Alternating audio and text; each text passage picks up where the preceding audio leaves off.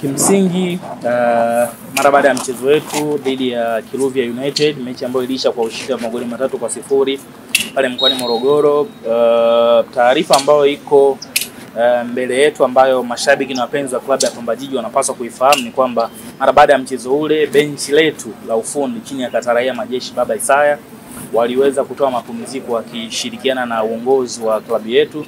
Mapumziko ambayo yanaanza tarehe 11 mara baada ya ule mchezo na ni mapumziko ya siku 5. Kwa hiyo hivi ninavyozungumza na nyinyi, tarehe 16 mapumziko yao yatakuwa yamekwisha na tarehe 17 wanaume watarudi kazini kuendelea na kazi zao kama ilivyokuwa kawaida. Kwa hiyo hilo wanapaswa kulifahamu mashabiki na wapenzi wa klabu ya Pamba Jiji kwamba timu itapumzika kwa hizo siku 5 ambazo nimeweza kuzizungumza hapa.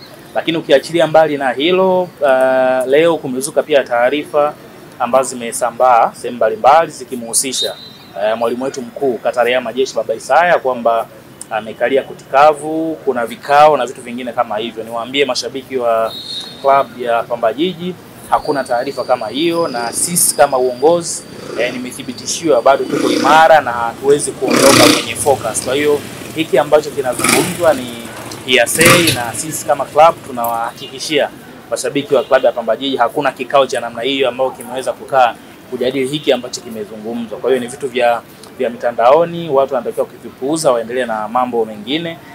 Kataraia Majeshi atarejea mara baada ya hizo siku 5 kuja kuungana na timu yake na kuanza kazi mara baada ya hayo mapumziko.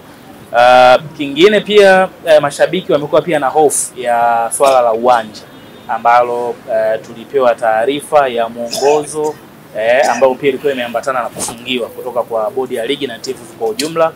Sisi kama klabu taarifa ile tulipokea, na niwaambie mashabiki na wapenzi wa klabu ya Pamba Jiji waendelee kuwa wavumilivu, waendelee kutulia, waendelee kuwa wapole.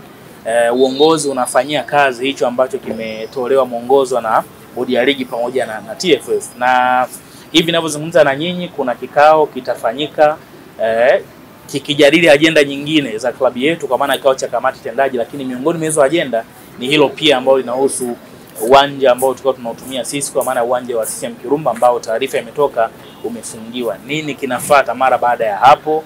Viongozi watasema nini? Kwa hiyo tuwe wavumilivu, tutaleta hapa taarifa rasmi juu ya nini kinafuata mara baada ya taarifa kutoka kwa bodi ya ligi na TFF ikitupa mwongozo wa kama ule uwanja sasa una changamoto kidogo na unapaswa kufungiwa. Kwa hiyo uongozi kwa haraka utakaa na taarifa rasmi itakuja hapa kwenye page yetu rasmi ya club.